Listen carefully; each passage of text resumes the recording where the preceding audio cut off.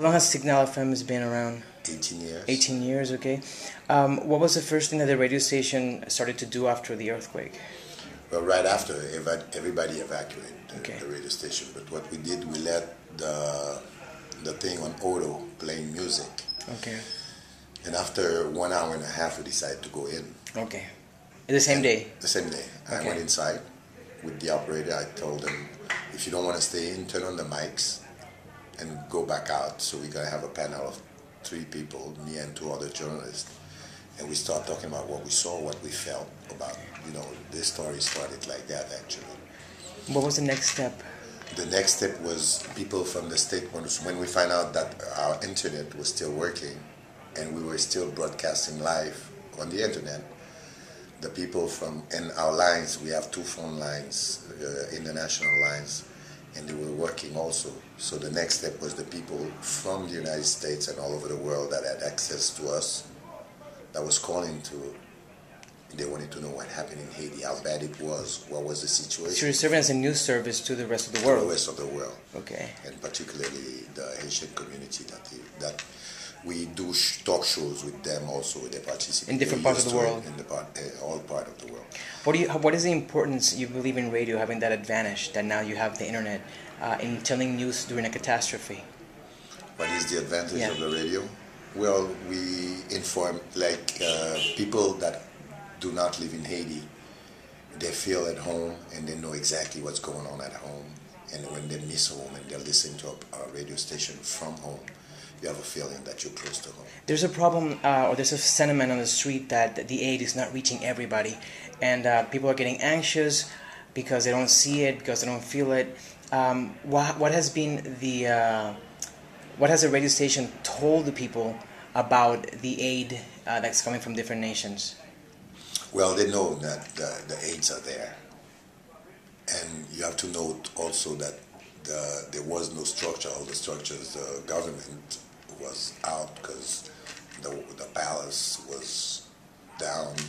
All the structures of the government was down. So we tell them that they had to regroup and find out, start talking and to know exactly. Did you get any official information from the UN or the US? We got officials from the U.S. We had the ambassador of the United States that came here on the radio to say. What has been the official word from this heads of states or with these countries? Well, for the American embassy, the ambassador came here and talked to the people about what the President Obama is willing to do for Haiti, and that the Americans are friends to Haitians, so they will help all the way. Have they given you any information as to what is the structure to develop or to be able to distribute food more efficiently? No, at the beginning there was no structure, so they had to wait. And then when structures are being put in place, we receive, information from those structures saying that this and that's going to happen that day. For example, the hospitals, when services was put in place, we receive a note saying, this is, if you live in Pétionville, for example, this is the hospital you have access to. If you live in Port-au-Prince, next to this part of Port-au-Prince. Logistic information so people can. So what we do, we inform people about what's being done, where to go, and also we inform the foreigners that came to help also, like when there are people under the debris somewhere, and their family or friends would come here, and we would let them talk about what's happening, what they are living really, and like that we was able to find people under debris because their family came here, and we also helped for family to meet family because in this catastrophe everybody went their way, so people would call here and say, if you're alive, meet me in front of the radio station, and people would meet their family here in front of the radio station. We had some beautiful story about what we saw here. Can you tell me one story that is particular? One story was that the woman that came here 2 days after, she came here and she wanted to talk on the air to people, saying that she knows that her husband on the bank is alive. She knows that. Go, keep on looking there. She came 2 days after. She said, please go on, because they went there. Eventually they didn't see him. And 2 days after she came, we told her that they told her that she spoke already. Maybe she said she wants to talk and she wants to see me.